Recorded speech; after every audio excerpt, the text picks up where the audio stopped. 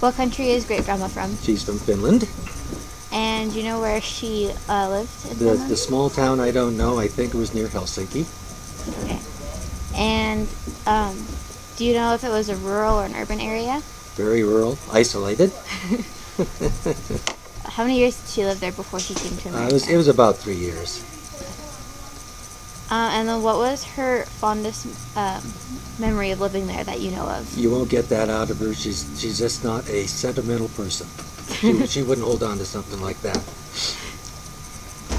Who did she live with? Mom, dad, siblings, just family in general. How many siblings did she have? She's the oldest of 10. Oldest of 10. Okay. Well, do you know what life was like for their family? I do not. It couldn't have been super easy. It was just not a rich country, a rich time of life for them, and you had 10 kids. Do you know what her family did for fun? Mostly cross-country skiing. You're in Finland after all, and that's how you grew up. And they carried that over to Massachusetts too, because no hills in Massachusetts in their area. Okay. What was her job growing up? Like, did she have work somewhere, or did she take care of her siblings? Oh, siblings. She took care of the siblings. She was the oldest born. Okay, and did she go to school? Finished high school. Do you know why, like, was it the Finnish society that they wanted to leave? Or was there a different reason? No, I think it was economic, bad weather. They knew there had to be a better life somewhere. They weren't going to flourish, not with that many children. Why did they move to America and not somewhere else in the world? Land opportunity. It's just what it's labeled. That's what they tried. I think they had a couple families before them come here. Yeah. Not tight knit, but I think I heard a few family members already lived there. Yeah. Do you know what their version of the American dream was? No, she didn't really talk about it. It's just a matter of a better life. They just came blindly. Well, they didn't know what they were getting into a little bit, though, because they had already lived there. Oh, second time around, yeah. Because Mom, your great-grandma, she was born in Massachusetts. Yeah, and then they moved there when she was younger. 12-ish, somewhere in there. Yeah. And they were there for probably 3 years or so. And so they didn't leave because they were in danger or because of famine? No. No, nothing was going on in Finland at the time. Did they live under hard conditions in Finland? Each house is what the owner himself would build. They were rough-hewn, probably not insulated. Cold as the devil in the winter, of course, which is most of their year. Okay. Did they already have a job lined up for them when they came to the U.S.? Unaware. Don't know.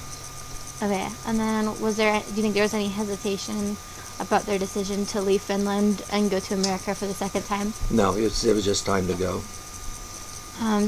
Was family part of their decision to leave, you think? Because I know that... if not family, there was a large Finnish community in America, which is what they headed for.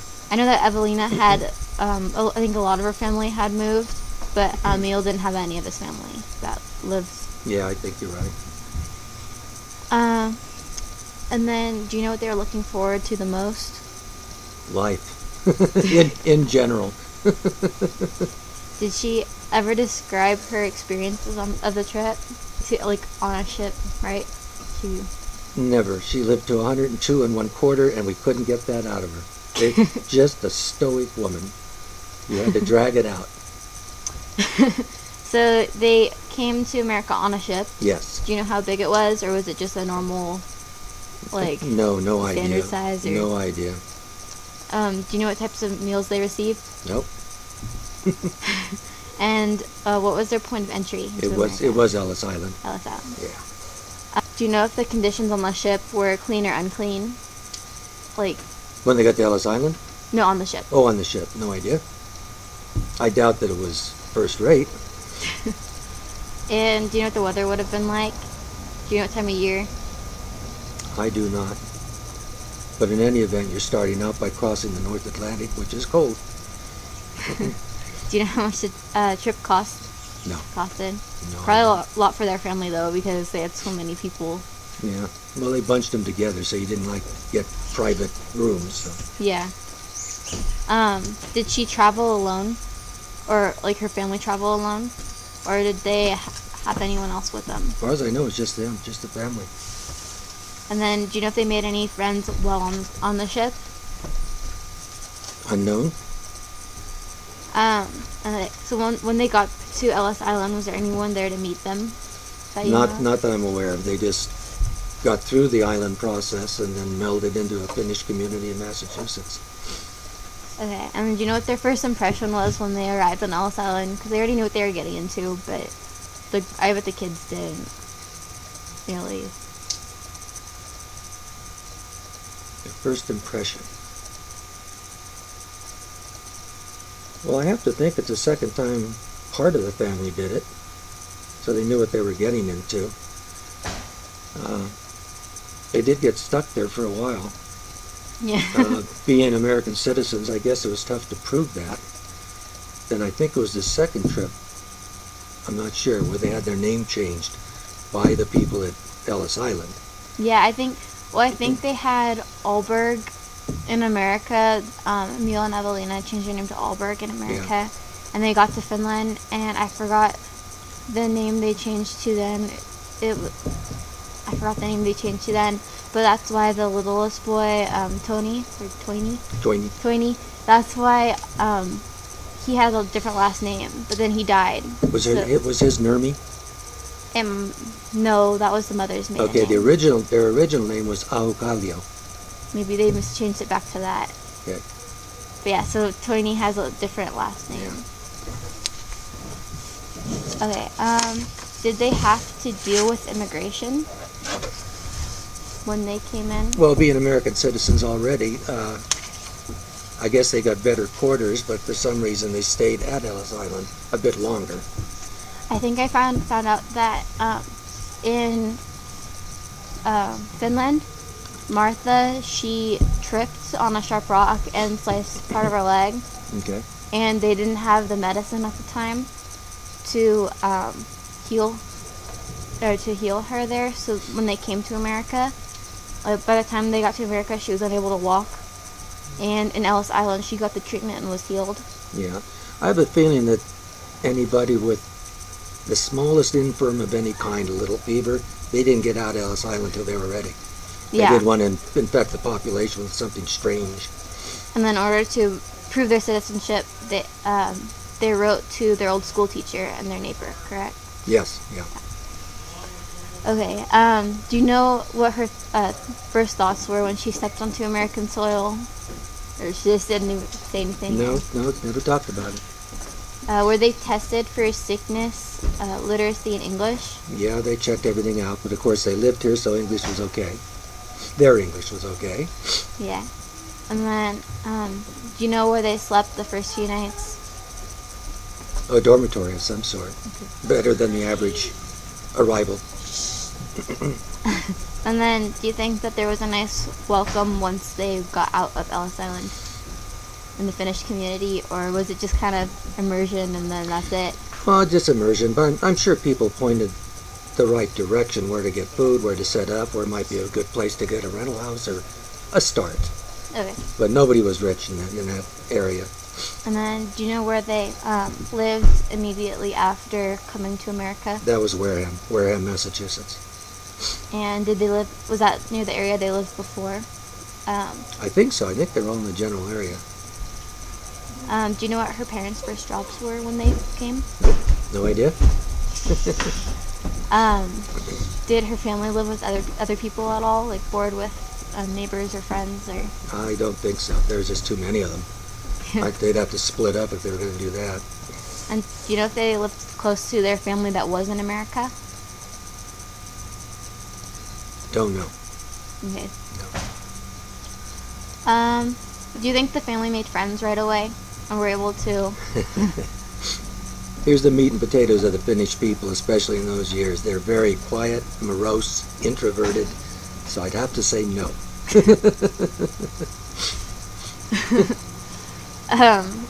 how do you think America was different from Finland at the time?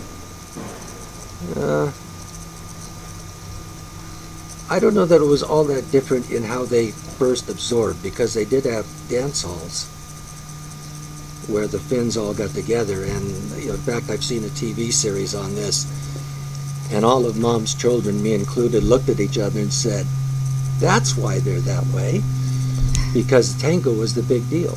For some reason the Finns took on the tango, and they'd be in a barn-like structure, music going, all the men on one side and all the women on the other side. They'd get together and they'd tango, and then back to the walls. They just didn't meld and have fun and drink rum, whatever they do. So, do you know if people who maybe weren't Finnish, if their attitudes were different towards them in America? No, I'd say absolutely not. For some reason that went on with, I believe, the Irish, the Italians. With the Finns, I think they just jumped in, or their community to begin with was large enough that they didn't run into it. I'm not sure which. So, do you know if they had any new or different opportunities in America than they had in Finland? Well, probably access to schooling was easier because you didn't need the whole family working a farm. When there's 10 kids, the young ones ought to be able to go to school, and I think they did. My mom, when they got back, was like 16, so she finished high school and then went to nursing school in New York. So, yeah, there's opportunities. Do you think there are any jobs that were hard to get because they were Finnish? I really doubt it. And then, so great-grandma finished high school. Do you know if all of her siblings did? I would be surprised if they didn't. Yeah. They're just, yeah, because I'm sure that's what they were aiming for. Get out of Finland, get a better education than probably was available. And then, do you know, like, how she got the job she eventually worked at when she was in America? Well, she became a nurse, and I guess was a civilian volunteer, or maybe a paid person for the Navy. And that's where her and Pop met. And how did they meet exactly? It's kind of a Hallmark story. He was a young man, and he rode a motorcycle. In those days, it was all gravel roads. And he had an accident all by himself and ground gravel literally into his face. And I guess it looked so bad, nobody took pictures of it so we could see. But it looked so bad that he essentially joined the Navy to get away from everybody he knew. So one day, I don't know if it was aboard ship or during basic training or something, the captain walks by him and says, "What the heck happened to you?" And he explained it. He said, "Come on, we're going to fix that." And it turns out your great-grandma was his nurse. Okay. And then looking back, how do you think the experience of coming back to America changed her? That'd be hard to gauge because I didn't know her before. Yeah.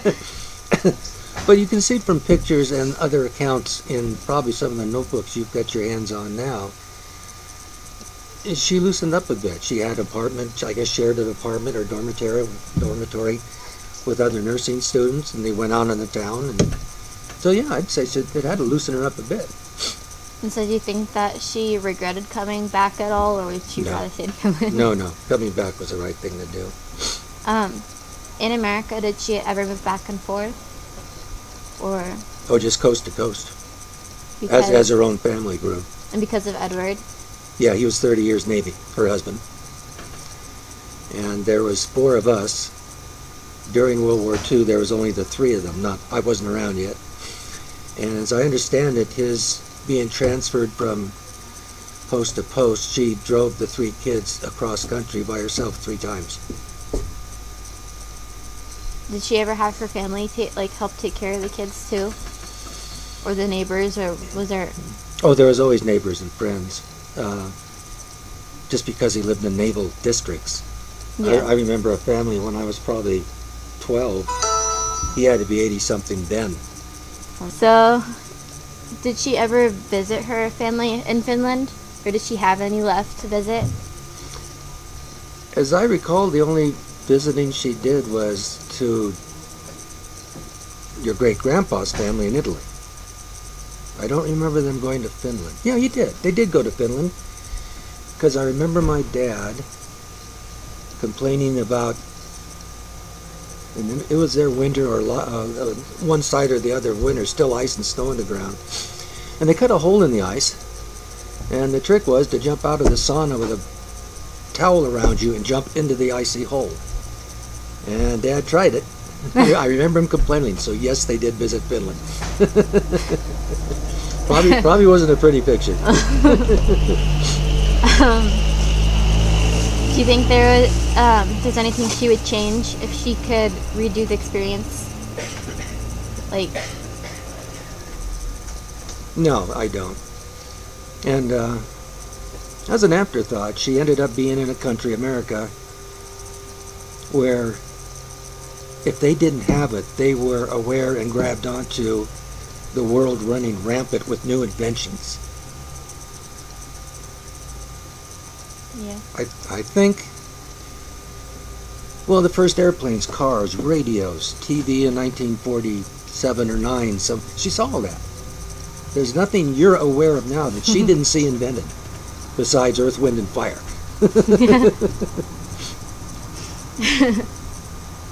Okay, so would you say that her and her family achieved the American dream? Yes, all of them made out well. They all lived modest lives like my parents did, but they had, a little stock here, a little piece of land there. The ones who stayed in Massachusetts, they owned crabberry bogs, they owned a chicken ranch. Not million-dollar organizations, but they were happy. They had everything they needed. And was she able to live independently as an adult, or did she need the support of her family? Like her No, parents? she broke off. I guess, I don't know exactly what age, but as kids were able to more take care of themselves, she peeled off to New York, did nursing school. And then she eventually met Edward, and then they were able to take care of themselves. Yep. And then, do you think she would do it all over again if she had the opportunity? Yeah, I can't think of anything she'd change. Really don't. I think it's just in her not to wish for more.